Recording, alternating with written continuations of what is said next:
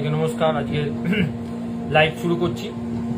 আজকে লাইভের বিষয়বস্তুটা আপনারা ইতিমধ্যেই আমার ফেসবুকে পেয়ে গেছেন, যে বাচ্চাদের যে স্কিল, ইন্টেলিজেন্স যে স্কিল, সেই স্কিলের উপর আজকে আমি বলবো। সেই স্কিলটা অর্থাৎ প্রত্যেকটা বাচ্চার মধ্যেই সে স্কিল আছে, আলাদা করে নতুন কিছু বলা বা কিছু নেই। ওদের প্রত্যেকটা বাচ্চার মধ্যে আলাদা করে বিভিন্ন ধরনের যে স্কিলগুলো আছে সেইগুলোকে ডিসকভার করা আমাদের কাজ। মা বাবারা তো আছেন, আপনারা সবাই আছেন, প্লাস তার সঙ্গে টিচারদের একটা কাজ আছে যে সেটাকে ডিসকভার করা।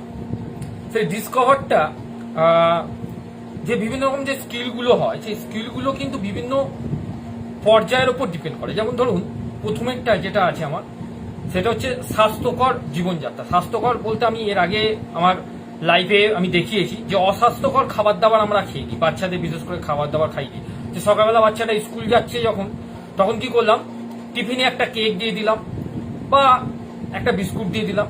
এই ধরনের অস্বাস্থ্যকর খাবার দাবার বাচ্চাদের যে ইন্টেলিজেন্স স্কিল আছে তাতে কিন্তু বাধা দান করবে। দুপুরের ক্ষেত্রেও তাই, আমরা ম্যাক্সিমাম সময় ক্যাডবেরি, চকলেট, তারপর চানাচুর এইসব দিয়ে তাদের যে বিভিন্ন যে স্কিল ডেভেলপমেন্টের যে স্বাস্থ্যকর ডেভেলপমেন্টটা তাতে কিন্তু বাধা দান করে। এইটা একটা মাথায় রাখতে হবে যে এখান থেকে স্বাস্থ্যকর যদি খাবার দাবার নিয়ে আসি তাহলে তার ইন্টেলিজেন্স স্কিলটা বাড়বে।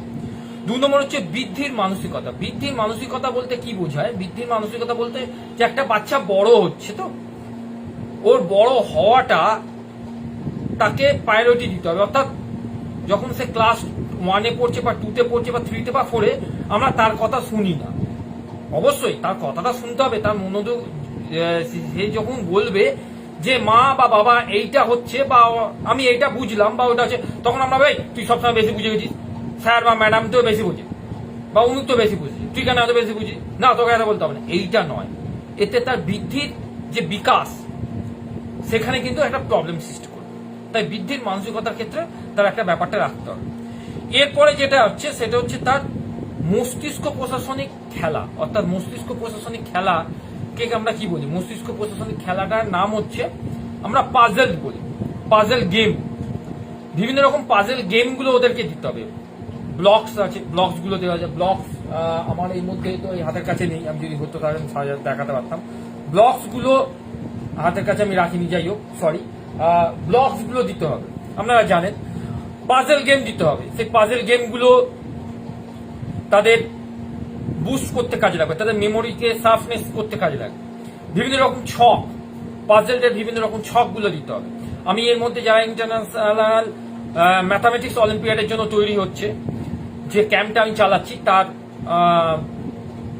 অলরেডি আমি এই ধরনের পাজেল দিচ্ছি, তারা বাচ্চারা করছে এবং 1-2 এর গার্জেনরাও আমাকে প্রশ্ন করে জিজ্ঞেস করছে, স্যার এই ধরনের এটাকে কিভাবে, তাহলে বুঝতে পারছেন যে মেন্টাল ডেভেলপমেন্টটাতে যে ইন্টেলিজেন্স স্কিল এটা কতটা পারফেক্ট হিসেবে কাজ করে।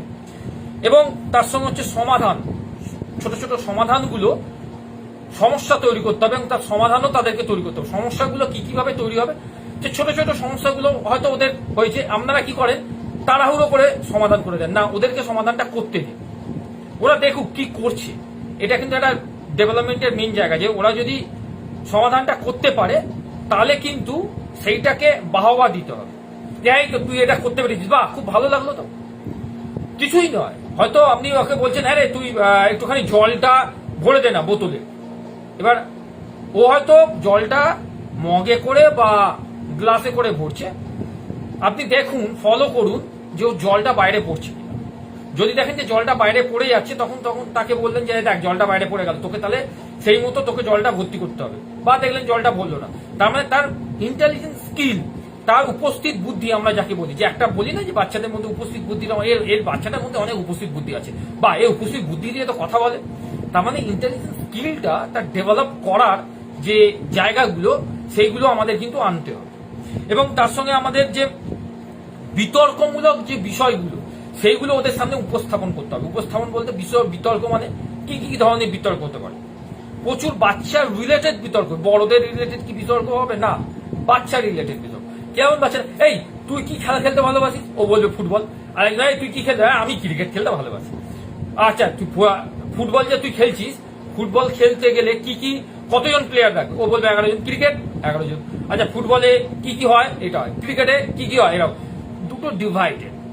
অর্থাৎ বিতর্কমূলক যত ওরা বক্তব্য রাখবে, যত ওরা কাজ করবে বিতর্কমূলকে, তত ওরা কিন্তু ওদের যে মেন্টাল স্কিল, যে মেন্টাল ডেভেলপমেন্টটা, সেটা কিন্তু পারফেক্ট হবে।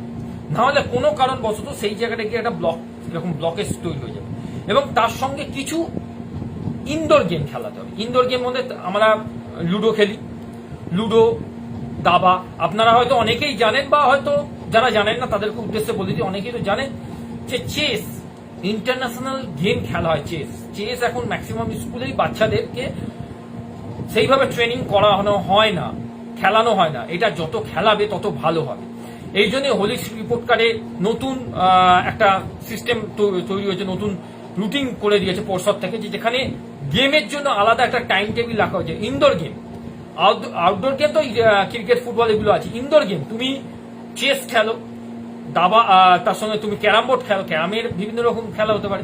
অর্থাৎ এই যে খেলাগুলো, এই যে সিস্টেমটা, এই সিস্টেমগুলো যদি একটা বাচ্চার মধ্যে ডেভেলপমেন্ট স্কিলটাকে বেটার করে দেওয়া যায়, এবং তার সঙ্গে সোশ্যাল স্কিলটা আরো বেটার হবে। আমরা এই জায়গাগুলোতে একটু ভুল করে ফেলি। আমরা কি করি? আমরা এই জায়গাটাতে তাদেরকে কখনোই এগিয়ে দিই না। না এগিয়ে দেওয়ার ফলে কি হচ্ছে, তাদের মধ্যে যে বিভিন্ন রকম যে সিস্টেম, সেটা কিন্তু বন্ধ হয়ে গেছে। এবং মেন্টাল যে পুশ, আমি মেন্টাল পুশ এই কারণে বলছি যে আমরা এতটাই বাবা মারা ব্যস্ত, আমি বাবা মার উদ্দেশ্যেই বলছি, আমরা বাবা মারা এতটাই ব্যস্ত। আমি এই বইটা একটুখানি পড়বো আপনাদের সামনে। এটা বিবেকানন্দের, স্বামী বিবেকানন্দের জীবন ও কথামৃত। একটুখানি জাস্ট 3টে লাইন পড়বো, একটু পরেই বলছি। এতটাই ব্যস্ত যে তাদেরকে মনীষীদের কথা বলবো, সেইগুলো বলি না। শুধু একবার 25শে বৈশাখ পালন করলাম, মিটে গেল। নেতাজি 23শে জানুয়ারি পালন করলাম, মিটে গেল। 12 জানুয়ারি বিবেকানন্দকে মালা দিয়ে দিলাম, মিটে গেল। বাকি সময় বিবেকানন্দ বা বিদ্যাসাগর বা আমাদের নেতাজি বা আমাদের রবীন্দ্রনাথ ঠাকুর কি অবস্থায় পড়ে আছে আমরা কেউ জানি না। কিন্তু স্কুলে থাকছে, আমরা স্কুল থেকে যতটা জানা যাচ্ছে, কিন্তু বাড়িতে কোনো কালচার নেই, এইসব কোনো কালচারই নেই। তার জায়গায় হোয়াটসঅ্যাপ কালচার, তার জায়গায় ফেসবুক কালচার। ফেসবুকে আমি কতটা রিলস আপলোড করলাম দেখছি, ভিউজ কত বাড়ছে সেটা দেখছি।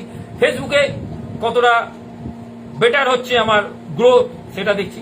কিন্তু একটা মানুষের কে, একটা বাচ্চাকে যে ইন্টেলিজেন্স স্কিল দিয়ে যে ডেভেলপ করতে হবে, যে ইন্টেলিজেন্স স্কিলের যে ডেভেলপমেন্টটা, সেটা কিন্তু 90% আমাদের জিরো হয়ে যাচ্ছে। আর বাচ্চাটাকে পরবর্তীকালে দোষ, এই তোর পড়াশোনা কিচ্ছু হবে না, তুই ছোটবেলায় ভালো করছিস, বড় হচ্ছিস যখন তোর হাত পা গজাচ্ছে, হ্যাঁ এক্সট্রা দানা গজিয়ে গেছে, এক্সট্রা পা গজিয়ে গেছে, এক্সট্রা হাত গজিয়ে গেছে, আমার কথা শুনছি না। আরে সেই কথাটা শুনবে না কি করে? আপনি তো ছোট বয়স থেকেই তাকে ইন্টেলিজেন্স স্কিলটা ডেভেলপ করার মতো জায়গায় নিয়ে যাননি।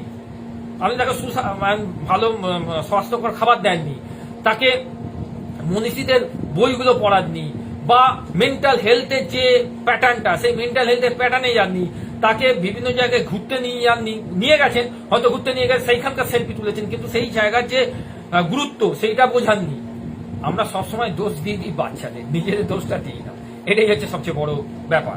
আমি একটা জায়গায় একটুখানি জাস্ট পড়ছি, এই জায়গাটা এই কারণে পড়া যে এটা বিবেকানন্দের বই তো, এবং বিবেকানন্দ অনেক আগেই আমাদেরকে এই কথাটা বলে গেছে। কি বলে গেছে? শিশুদের শিক্ষা দিতে হলে তাদের ওপর অগাধ বিশ্বাস রাখতে হবে, বিশ্বাস করতে হবে প্রত্যেক শিশুই ঈশ্বরের প্রতিনিধি। শিশুদের শিক্ষা দেওয়ার সময় আমাদের আর একটি বিষয় মনে রাখতে হবে, তারাও যাতে নিজেরা চিন্তা করতে শেখে সেই বিষয়ে উৎসাহিত করতে হবে। এবং মৌলিক চিন্তার অভাবে ভারতের বর্তমান হীনমন্যতার এটা প্রধান কারণ হয়ে দাঁড়াবে পরবর্তীকালে। যদি এইভাবে শিশুদের শিক্ষা দেওয়া হয় তবে তারা মানুষ হবে এবং জীবনের সংগ্রামে নিজেদের সমস্যাগুলো সমাধান করতে পারবে। অর্থাৎ আমরা প্রত্যেকটা জায়গায় এই যে বিবেকানন্দ এই কথাগুলো বলে গেছে, এর কোনো অর্থ আমাদের কাছে নেই। আমরা এই বিষয়ে কোনো অর্থ খুঁজে পাই না। আমরা কেন অর্থ খুঁজে পাই না? এই কারণে অর্থ খুঁজে পাই না যে ও বলে গেছে কি হবে, বলে গেছে তো, ও এক সময় বলে গেছে, ওর জীবনে এই ব্যবহার করেছে, আমরা ব্যবহার করব। তাহলে আমরা আমাদের দিক থেকে বাচ্চাটাকে কি করছি? পিছিয়ে দিচ্ছি। আমরা আমাদেরই দিকগুলো ভুল করছি। এবং আমি বারবার যেটা লাইভে বলছি আপনাদের, যে আপনাদেরকে বেটার হতে হবে। আপনারা যদি নিজেরা যদি বেটার না হন, বাচ্চারা বেটার কখনোই হতে পারে না। আমরা মনে করছি বাচ্চাদেরকে বেটার করছি, না, আমরাই তো বেটার নই, তো বাচ্চারা বেটার হবে কি করে? এই প্রসঙ্গে আমার একটা কথা মনে পড়লো। আজকের একটা ইনসিডেন্ট থেকে আমি একজনকে বললাম, একটা ইনসিডেন্ট ঘটনা, মানে সে লাগাতার বাজে বাজে কথা বলে যাচ্ছে, মানে বাজে বাজে কথা আমাকে বলছে না, সেটা নিজেদের মধ্যেই কথাবার্তা বলছে, মাঝে মাঝে গালাগালি দিয়ে দিচ্ছে, তারপর বিভিন্ন রকম নেগেটিভ কথা, বয়স্ক লোক একদম নেগেটিভ কথা বলছে। আমাকে বলার পর আমাকে বলছে আমি শুনছি, আমি কিছু বলি না, চুপচাপ শুনে যাচ্ছি। আমি মাঝে মাঝে এরকম করে ঘাড় নাড়ছি, যেটা আমার স্বভাব, ক্যান্সেল ক্যান্সেল ক্যান্সেল এই থিওরিটা। আমি লাস্টে বললাম ওনাকে, আমি যখন বেরিয়ে আসছি, বা আমি যখন ওখান থেকে স্কিট করছি চলে আসছি, কাস্টমার যখন হয়ে গেছে, আমি বলছি তাকে যে আমরা কি ভাবছি, কি দেখছি,